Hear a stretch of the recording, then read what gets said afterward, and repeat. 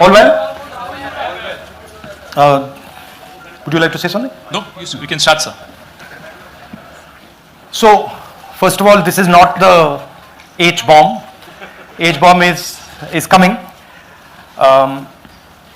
This is another milestone in setting up and demonstrating to the youth of this country how elections are being rigged.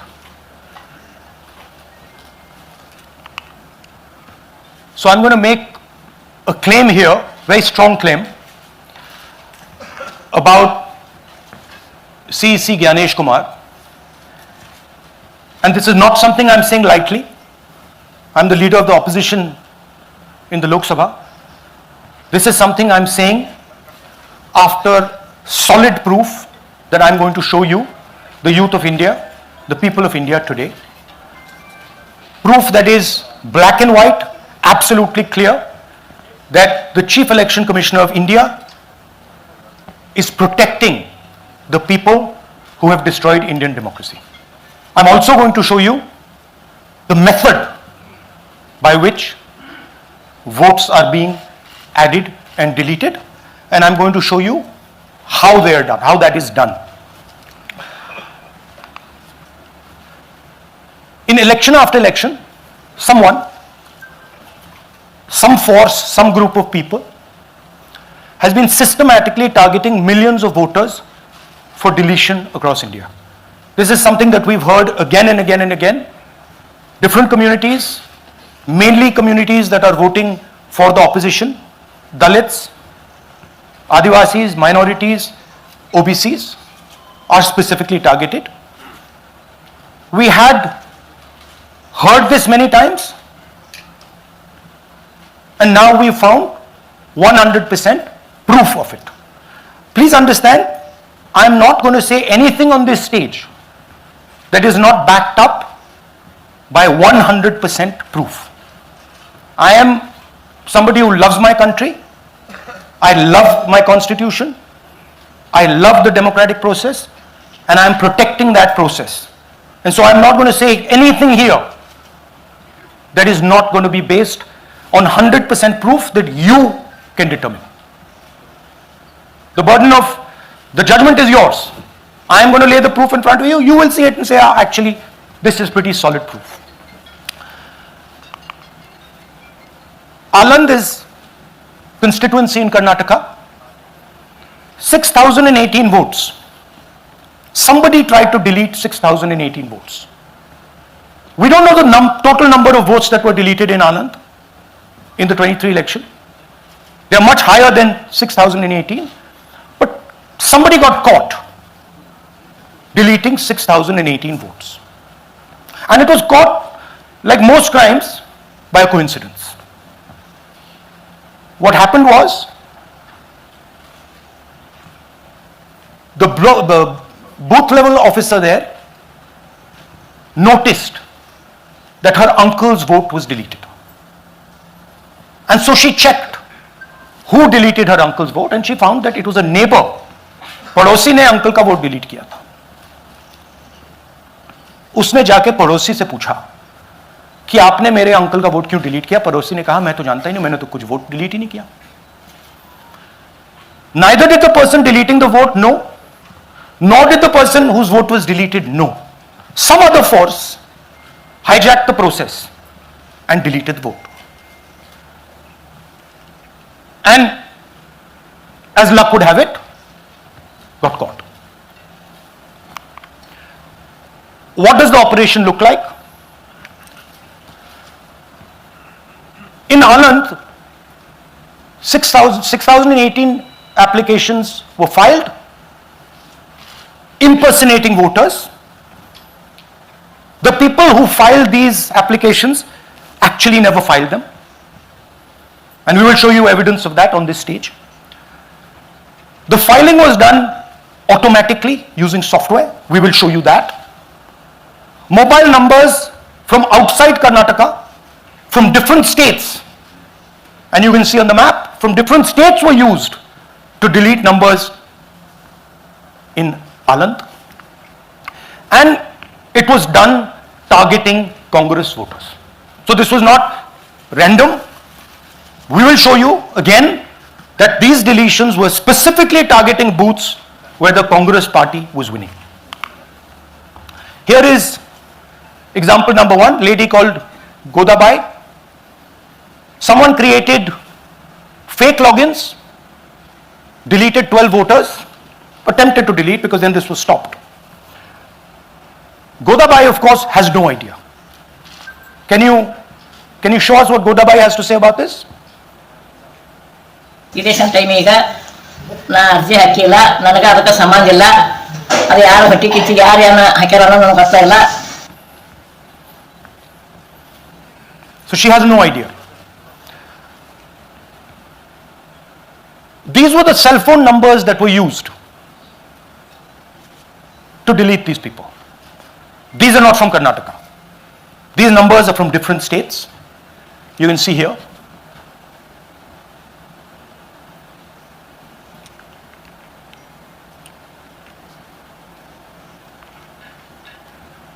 So the question is,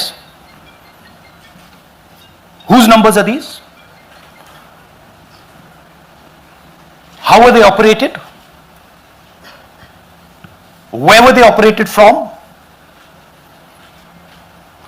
Who generated the OTPs to disturb the process? Now these are questions that arise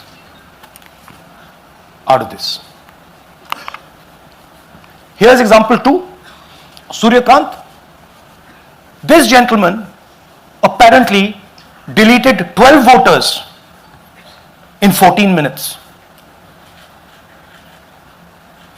He filled 12 deletion forms in 14 minutes. I'd like you to meet him.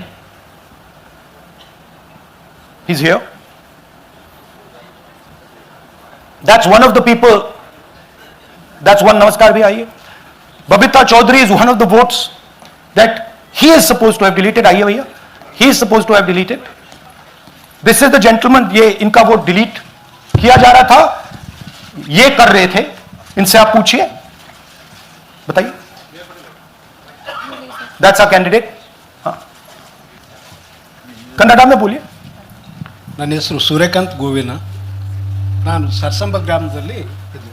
ನನಗೆ knowledge ಇಲ್ಲದೆ ನನ್ನ ಹೆಸರು ಮೇಲೆ 9 ಜನರ ಲಿಸ್ಟನ್ನು delete ಮಾಡಿದ್ದಾರೆ. ಅದು ಯಾಕಂತ ಇವರು ನನಗೆ ಬಂದು ಕೇಳಿದರು, ನಮ್ಮ ಹೆಸರು ನೀವು ಯಾಕೆ ಡಿಲೀಟ್ ಮಾಡಿದ್ರಿ ಅಂತ. ಅದಕ್ಕೆ ನಾನು ನಮ್ಮ ಸಾಹೇಬ್ರಿಗೆ ಹೇಳಿದೆ, ನಾನು ಡಿಲೀಟ್ ಯಾರಿಗೂ ಮಾಡಿಲ್ಲ, ಅಪ್ಲಿಕೇಶನ್ ಕೊಟ್ಟಿಲ್ಲ, ಆದರೂ ಡಿಲೀಟ್ ಆಗಿದೆ, ಅದು ನೋಡ್ರಿ ಅಂತ. ಹಾಗಾಗಿ ತಹಶೀಲ್ದಾರ್ಗೆ ಹೋಗಿ ಇಷ್ಟು ಕಂಪ್ಲೇಂಟ್ ಕೊಟ್ವಿ. ಮತ್ತು ಕಮಿಷ್ನರ್ ಇದು ನಮ್ಮ ಜಿಲ್ಲಾ ಎಲೆಕ್ಷನ್ಗೆ ಒಂದು ಇದಕ್ಕೆ ಕಂಪ್ಲೇಂಟ್ ಕೊಟ್ವಿ. ನನ್ನ ಹೆಸರು ಮೇಲೆ 12 ಜನರದು डिलीट ಮಾಡಿದ್ದು ನಿಜ ಇರ್ತದೆ. थोड़ा ट्रांसलेट कर लीजिए. मेरे नाम पे 12 लोगों का नाम डिलीट किया गया है. हालांकि मुझे मालूम नहीं, मैं कभी किसी को मैसेज भेजा भी नहीं, मैं बुलाया भी नहीं. ये बबीता आके पूछने से पता चला कि मैंने मेरे फ़ोन से ऐसा मैसेज, लेकिन असल में मैंने किसी को भी मैसेज नहीं किया. आप कुछ कहेंगे? नहीं, ठीक है. Thank you. Thank you. Third example, Nagaraj. 2 applications filed and submitted in 36 seconds. Please try and fill these forms and see how long it takes you. Try and fill. And I ask the youth of India, try it. Try and fill the form, 2 forms in 36 seconds.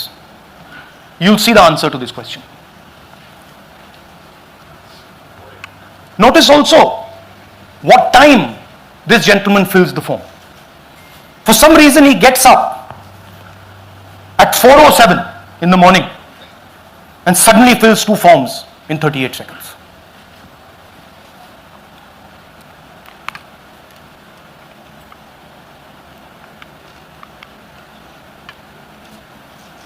Now let's talk about how this is being done and why I am saying and we are saying that this is being done in a centralized manner, and this is being done not using individuals but using software.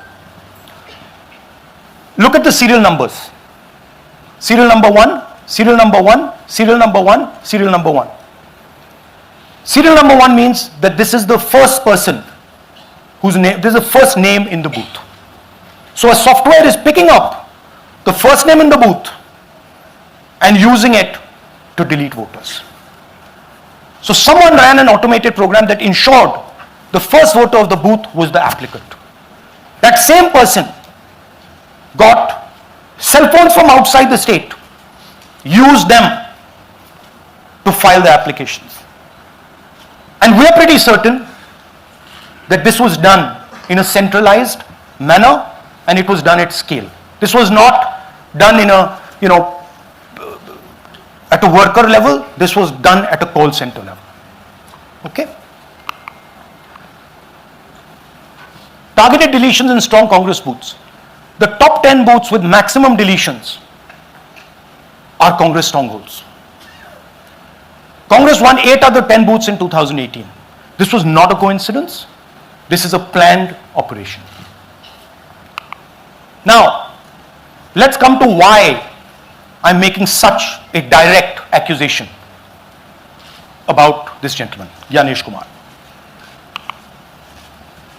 There is an ongoing investigation on this matter in Karnataka. The CID of Karnataka has sent 18 letters in 18 months. 18 letters in 18 months to the Election Commission. And they have asked the Election Commission for some very simple facts. Number one, give us the destination IP from where these forms were filled. Number two, give us the device destination ports from where these applications were filed. And number three, most important, give us the OTP trails, because when you file, you have to get an OTP. 18 times in 18 months. The CID of Karnataka has written to the Election Commission for this, and they are not giving it. Why are they not giving it? Because this will lead us to where the operation is being done from. And we are absolutely convinced where this is going to lead. I'll give you a little bit of the chronology. FIR is filed February 23. Karnataka CID writes to ECI requesting all details of these numbers and these transactions almost immediately in March. In August, EC gives the reply, doesn't fulfill any of the demands, and doesn't give us the information. Doesn't give the CID of Karnataka the information that will lead them to their destination. January 24, Karnataka CID writes to ECI again and says, please send us full information. No answer. Karnataka CID by September 25, last letter went in September 25, has written 18 reminder letters. While this is going on, the CEC of Karnataka writes to the Election Commission in Delhi and says, there is a matter. Please provide this information. And the CEC of Karnataka multiple times asks the Election Commission. No answer. Now this is absolute solid proof that Gyanesh Kumar is protecting the people who are doing this.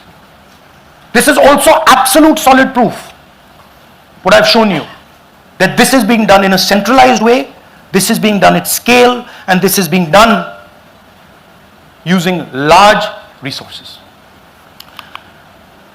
Question is, who is the someone? And the answer is with the EC today. The Election Commission of India knows who is doing this. And I want every single youngster in India to know that they are attacking this. And this is your future. When they are not giving this information, they are defending the murderers of our democracy. And it is important that every youngster knows this. Your jobs, your future, your aspirations all come from this instrument. And the Chief Election Commissioner, Mr. Gyanesh Kumar, is not telling the CID of Karnataka who is doing this. This is not an isolated case. There are many such cases. Here is another one. Maharashtra, Rajora, same idea. 6,850 targeted voters added. Anand we caught deletions, Rajora we caught additions. But the basic idea is the same. Phones from outside, people who are supposed to have added voters don't know that they've added voters, people who've deleted voters don't know that they've deleted voters. You can see, you might remember that, those names there, JW, JW, JW, JW from the last presentation. Same model. So it's the same system that is doing this. It's doing it in Karnataka, it's doing it in Maharashtra, it's done it in Haryana, it's done it in UP, and we have proof of all of it. Names are being filled, addresses, the address is Sasti, Sasti, Sasti, Sasti. Name is UQ, JJW.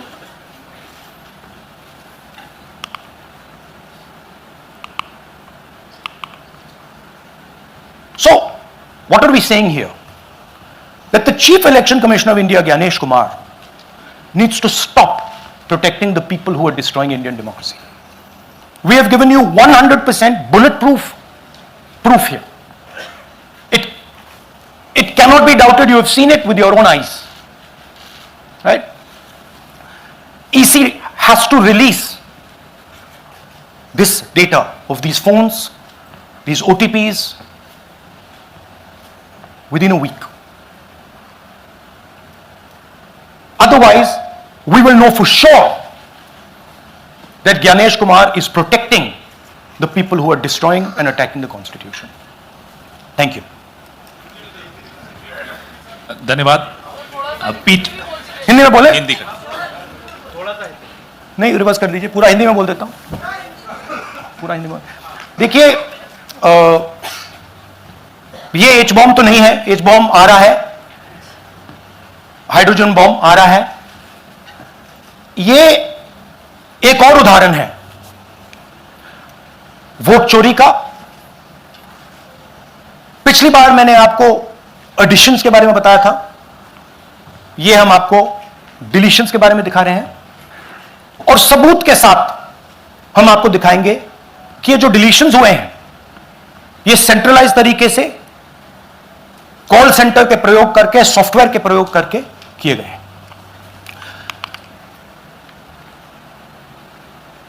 हमारे पास इस presentation में जो मैंने आपको भी दिखाया 100% सबूत है, प्रूफ है कि ज्ञानेश कुमार जी, हिंदुस्तान के चीफ इलेक्शन कमिश्नर, वोट चोरों की रक्षा कर रहे हैं, और यह मैं आपको अभी दिखाने जा रहा हूं।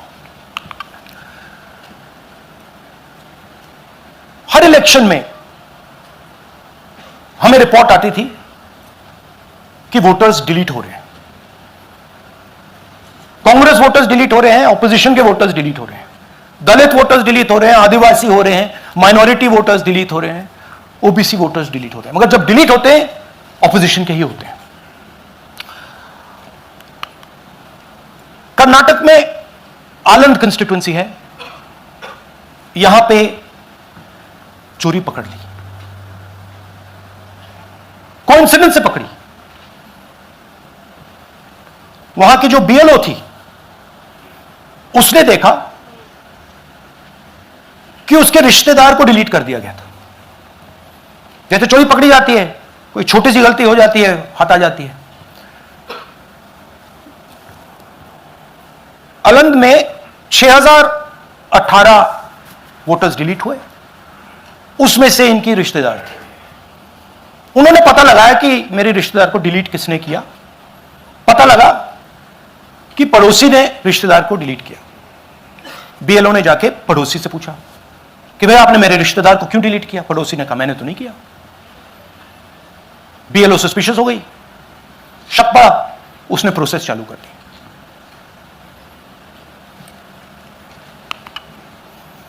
पता क्या लगा? कि कोई ना कोई किसी ने अलंग में वोटर डिलीशन सिस्टमैटिकली ऑर्गेनाइज तरीके से, सेंट्रलाइज तरीके से किया। हमें यह नहीं मालूम कि आनंद में कितने वोटर डिलीट हुए, क्योंकि इससे बहुत ज्यादा हो सकते हैं। 6000, तकरीबन 6000 पकड़े गए, उस पर इन्वेस्टिगेशन हो गया। क्या पता लगा कि फाइलिंग ऑटोमेटिकली ऑनलाइन हो रही है। मोबाइल नंबर्स कर्नाटक के नहीं यूज हो रहे, मोबाइल नंबर्स दूसरी स्टेट्स के यूज हो रहे हैं। इनफैक्ट कर्नाटक के नंबर थे ही नहीं उसमें। मतलब आप दिल्ली में बैठे डिलीट कर रहे हो, आपका नंबर तमिलनाडु का है। आप गुड़गांव में डिलीट कर रहे हो, आपका नंबर झारखंड का है। और जब हम चेक कर रहे हैं कि भैया आपका नंबर है, तो आपका नंबर है ही नहीं, किसी और का नंबर है। और टारगेट करके कांग्रेस वोटर्स को डिलीट किया गया।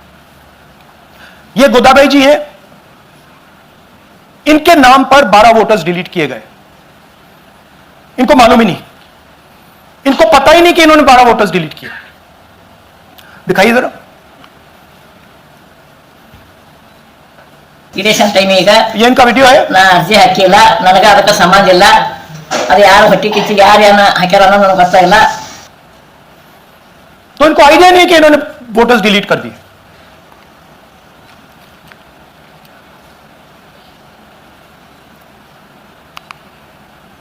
ये सारे के सारे जो नंबर्स हैं, ये कर्नाटक के नंबर्स नहीं है, ये अलग अलग स्टेट्स के नंबर्स हैं। और इन नंबर्स को आप फोन करके देखिए, रिप्लाई नहीं आता है।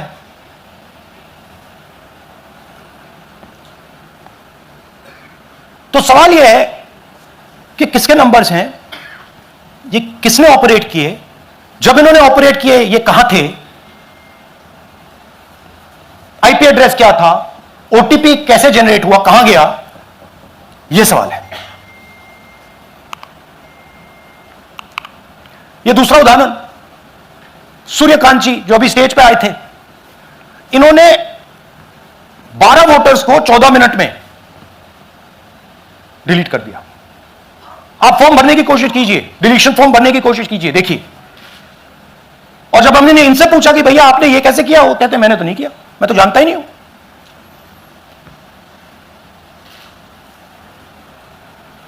बबीता चौधरी जी का इन्होंने एक नाम डिलीट किया, यहां खड़ी हैं बबीता जी, यहां है सूर्यकांत जी, यहां है। आ जाइए जरा स्टेज पे, एक सेकंड आ जाइए। ये दोनों खड़े हैं यहां पे, सूर्यकांत जी, बबीता जी। इनको मालूम ही नहीं कि इन्होंने डिलीट किया। Thank you. नागराज जी, इन्होंने 2 एप्लीकेशन 36 सेकंड में फाइल कर दी। और मजे की बात देखिए, ये 4 बजे सुबह उठ के फाइल कर रहे हैं। पता नहीं क्या हुआ, 4 बजे सुबह कहा कि भैया मैं 2 वोटर को डिलीट करूंगा, और कितने 36 सेकंड में डिलीट करके फिर सो गए। हमारी माइंड में पहले सवाल था कि क्या इलेक्शन कमीशन भी सो रहा है, मगर नहीं, सोया कोई नहीं है, जगे हुए हैं, सिस्टमैटिकली मदद हो रही है। यह देखिए दूसरी बात, जो भी डिलीट कर रहा है वोटर लिस्ट में उसका सीरियल नंबर 1 है। मतलब जो भी वोटर लिस्ट में पहले नंबर पे आता है वही डिलीट कर रहा है। 5वें नंबर वाला, 7वें नंबर वाला, 10वें वाला कोई नहीं कर रहा। तो हो क्या रहा है, सॉफ्टवेयर से यह काम किया जा रहा है। सॉफ्टवेयर प्रोग्राम कह रहा है पहला नाम निकालो और इसका प्रयोग करके डिलीट करो। टारगेटेड डिलीशंस हो रहे हैं। कांग्रेस पार्टी पर आनंद में अटैक किया, टॉप 10 बूथ्स जहां सबसे ज्यादा कांग्रेस की स्ट्रेंथ थी वहां टारगेट किया। और 2018 में पिछले इलेक्शन में 10 में से 8 बूथ कांग्रेस पार्टी जीती थी, और इन 8 में से इन्होंने 6000 लोग उड़ाने की कोशिश की। ये कोइंसिडेंस नहीं था, ये प्लान था, और ये सेंट्रलाइज तरीके से किया जा रहा है। अब मैंने बहुत बड़ी बात बोली, चीफ इलेक्शन कमीशन के बारे में मैंने बोला कि यह व्यक्ति वोट चोरों की रक्षा कर रहा है। जो भी मैं यहां बोल रहा हूं 100% प्रूफ के साथ, सबूत के साथ बोल रहा हूं।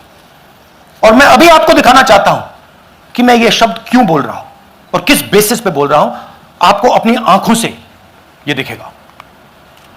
कर्नाटका सीआईडी ने केस चालू किया कि वोटर कौन है, ये फोन किसके हैं, ये आईपी एड्रेस क्या है, ओटीपी कहां गया, इन चीजों के बारे में इन्वेस्टिगेशन शुरू होती है। कर्नाटक सीआईडी ने हिंदुस्तान के इलेक्शन कमीशन को 18 चिट्ठियां लिखी हैं। हमें आप यह इंफॉर्मेशन दीजिए, बिल्कुल क्लियर है, डेस्टिनेशन आईपी दीजिए, डिवाइस डेस्टिनेशन पोर्ट दीजिए, ओटीपी ट्रेल्स दीजिए, फोन नंबर्स दीजिए, फोन नंबर्स के मालिकों के नाम दीजिए। क्लियरली पूछा है, नो आंसर। 18 चिट्ठी CID Karnataka, no answer from chief election commissioner, no answer from election commission. Timeline देखिए,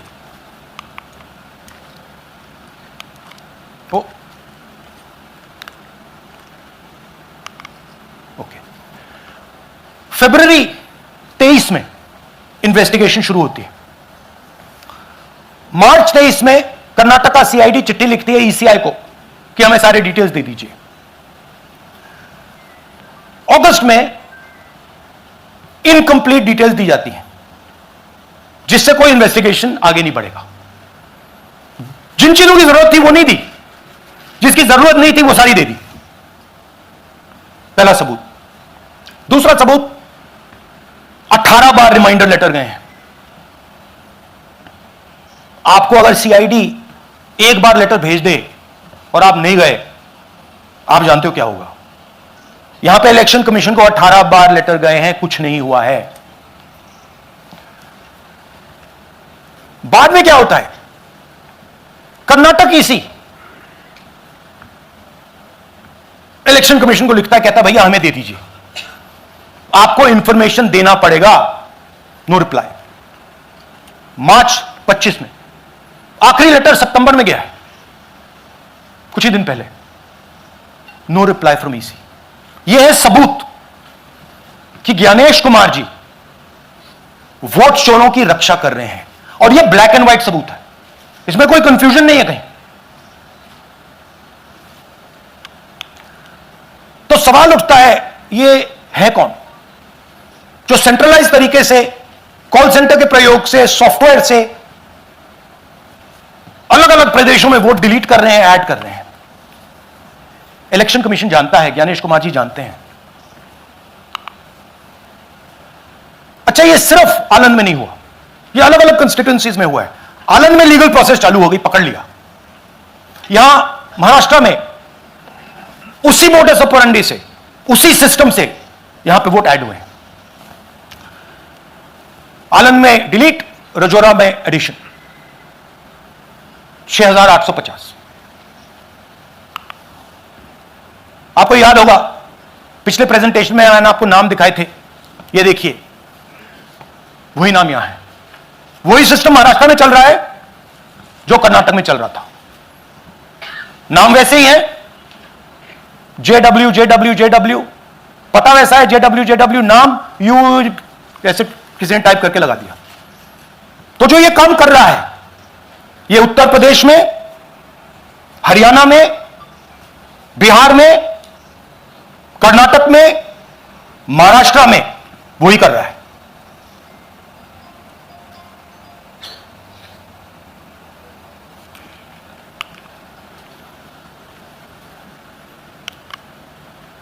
तो हमारी डिमांड है, ज्ञानेश कुमार जी, आप अपना काम कीजिए। आपने ओथ लिया है, आप हिंदुस्तान के चीफ इलेक्शन कमिश्नर हैं। आपसे कर्नाटक की सीआईडी सबूत मांग रही है। आप कर्नाटक की सीआईडी को यह सबूत 1 सप्ताह के अंदर दे दीजिए, नहीं तो पूरा हिंदुस्तान के सारे युवा इस बात को एक्सेप्ट करेंगे कि आप हिंदुस्तान के कॉन्स्टिट्यूशन, हिंदुस्तान के संविधान की हत्या में शामिल हो, हिंदुस्तान के संविधान की रक्षा नहीं कर रहे हो और वोट चोरों की आप मदद कर रहे हो। Thank you. और थोड़ी देर में हम आपको हाइड्रोजन बॉम्ब दिखाने जा रहे हैं। नहीं आज नहीं, थोड़ी देर में उसकी प्रिपरेशन चल रही है, क्योंकि हम देखिए, मैंने टीम से कहा है कि अगर मैं स्टेज पे जा रहा हूं, ब्लैक एंड व्हाइट प्रूफ नहीं होगा, मैं नहीं जाऊंगा। अगर ब्लैक एंड व्हाइट प्रूफ होगा, जो कोई मतलब उसको निगेट नहीं कर सकता, मैं जाऊंगा। मैं देश के कॉन्स्टिट्यूशन की रक्षा कर रहा हूं, संविधान की रक्षा कर रहा हूं, मैं लोकतंत्र की रक्षा कर रहा हूं और मैं सच्चाई आपके सामने रख रहा हूं। बहुत बहुत धन्यवाद, नमस्कार, जय हिंद। सर 3 सवाल। पीटीआई से संजीव चोपड़ा। या राहुल जी, दिस साइड। या राहुल जी इधर, हाँ, लेफ्ट कहाँ है? To your right. हाँ, हेलो। राहुल जी, आज आपने नया खुलासा किया है कि कैसे वोट चोरी हो रही है। आपने पहले भी महादेवपुरा के बारे में बताया कि कैसे एडिशंस हो रही हैं, अब आपने बताया कैसे डिलीशंस हो रही हैं। लेकिन देखने में ये आ रहा है कि इलेक्शन कमीशन इस पर कोई एक्शन नहीं ले रहा और आगे चल के वो तैयारी कर रहे हैं पूरे देश में एसआईआर लाने की। तो आप इस मुहिम को आगे कहां तक ले जाएंगे और एसआईआर के बारे में क्या करने वाले हैं? देखिए, हम आपके सामने क्रिमिनलिटी रख रहे हैं, हमारा काम आपके सामने सच्चाई रखने का है और हम रख रहे हैं। हिंदुस्तान में दूसरे इंस्टीट्यूशंस भी हैं, सिर्फ इलेक्शन कमीशन नहीं है, लीगल सिस्टम है, उनको भी इन चीजों को देखना चाहिए। यहां पे हम चीफ इलेक्शन कमिश्नर के बारे में ब्लैक एंड व्हाइट कह रहे हैं। आपने कहा कि हमने एडिशन डिलीशन दिखाया, पहले प्रेजेंटेशन में मैंने एडिशन दिखाया था, अब हमने डिलीशन दिखाया है, मगर हमने एक और चीज जोड़ दी है, एडिशन और डिलीशन का सिस्टम, उसका स्ट्रक्चर, उसका तरीका। और हमने यह दिखाया है कि जो डिलीट कर रहा है, जो ऐड कर रहा है, महाराष्ट्र में, कर्नाटक में, यूपी में, वो एक ही आदमी है, एक ही फोर्स है। हमने आपको एड्रेसेस दिखाए। Same system is being used in Maharashtra, is being used in Karnataka, is being used in Uttar Pradesh, is being used in Haryana. Same people are doing it. Say Siddharth, ANI. Sir this side sir. हाँ sir on your left sir. हाँ। On your left, this side sir, on your left. Sir मेरा आपसे सवाल ये है कि जब आप कह रहे हैं कि ज्ञानेश कुमार जो चीफ इलेक्शन कमिश्नर है, उन्हें पता है ये कौन कर रहा है, हाँ। और ये पॉलिटिकल फायदा जरूर किसी को हो रहा है, आप कह रहे हैं कांग्रेस के बूथ के ऊपर ही हाँ। सारे वोट्स डिलीट किए जा रहे हैं, तो वो कौन लोग आपके हिसाब से हैं जिनको ये फायदा पहुंच रहा है, पहला। और दूसरा ये, वो आपने एक देखिए, हफ्ते का हाँ, समय दिया sorry। है, जब आपने एक हफ्ते का समय दिया है, तो क्या एक हफ्ते बाद आप इसको आगे कैसे इनिशिएट करेंगे? क्या आप लोग कोर्ट का रास्ता अपनाएंगे या और कोई हायर एजेंसी से इस बात की डिमांड करेंगे? क्योंकि ये ऑर्गेनाइज्ड तरीके से क्राइम दिखाई दे रहा है जो आप बता रहे हैं, अगर आपकी बात के ऊपर जाएं। देखिए, फ्रैंकली ये जो मैं यहां कर रहा हूं, ये मेरा काम नहीं है। मेरा काम डेमोक्रेटिक सिस्टम में पार्टिसिपेट करने का है। मेरा काम डेमोक्रेटिक सिस्टम की रक्षा करने का नहीं है। वो काम हिंदुस्तान के इंस्टीट्यूशंस का है। वो काम वो नहीं कर रहे हैं, इसलिए मैं कर रहा हूं। अब मैं आपको यह कह सकता हूं कि हमने आपको 2 बार सबूत दिखाया है,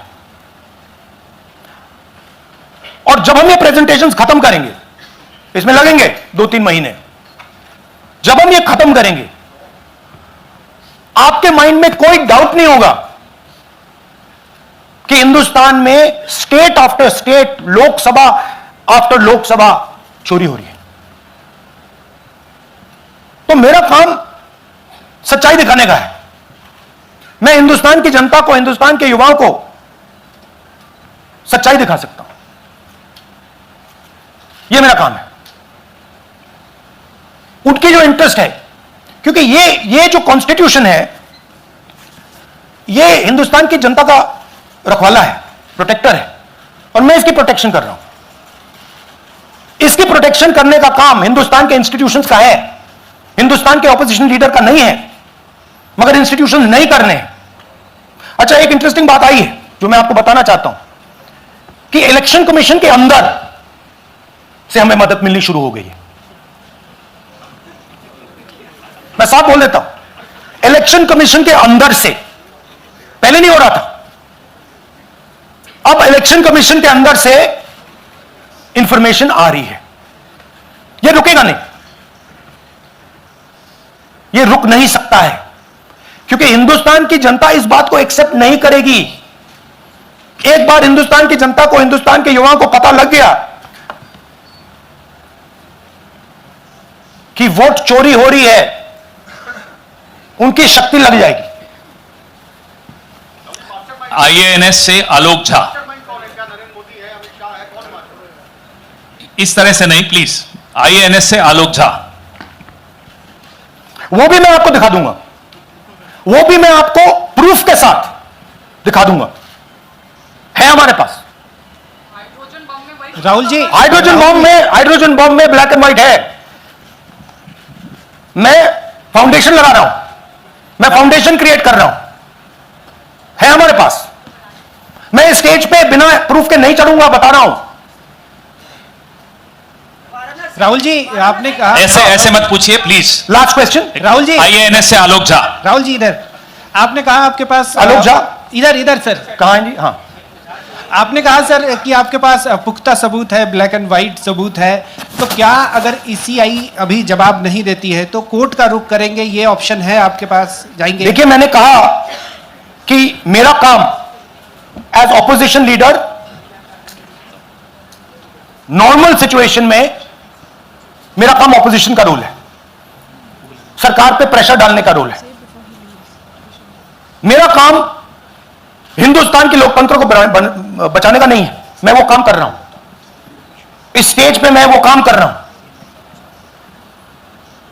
तो मेरी सोच है कि as a patriotic Indian, as somebody who loves India, who loves the constitution, it is my duty to put the truth in front of the people of India. अब अगर हिंदुस्तान के इंस्टीट्यूशंस कुछ करना चाहते हैं, वो करेंगे। उनमें भी बहुत लोग हैं, जैसे मैंने आपसे कहा, मैं सरप्राइज हो रहा हूं, इलेक्शन कमीशन से लोग आ रहे हैं, इंफॉर्मेशन दे रहे हैं, और बढ़ रहा है वो। जब तक सीईसी ज्ञानेश कुमार अपने पद पर है, जैसा कि आप कह रहे हैं कि वो इलेक्शन होने नहीं देंगे, तो तब तक इलेक्शन का मतलब क्या रह जाएगा? क्या आप इनको हटाए जाने के लिए आई कोई दिखा देगी? हाँ, तो आप इमेजिन कीजिए, और ये शॉकिंग बात ये है बस कि ये अभी शुरू नहीं हुआ, ये 10-15 साल से चल रहा है। ये सिस्टम है, ये स्ट्रक्चर है। हिंदुस्तान की जो डेमोक्रेसी है वो हाईजैक हो गई है। I am shocked frankly. Democracy, brothers and sisters, democracy can only be saved by the people of India. Nobody else can save democracy. Rahul Gandhi can come here and say something and say this is the truth. But the people of India, who I believe in, who I love, can do it. The day the people of India realize that आपका जो लोकतंत्र है, आपका जो संविधान है, वो आपसे चोरी हो गया है, उस दिन काम हो जाएगा। Thank you.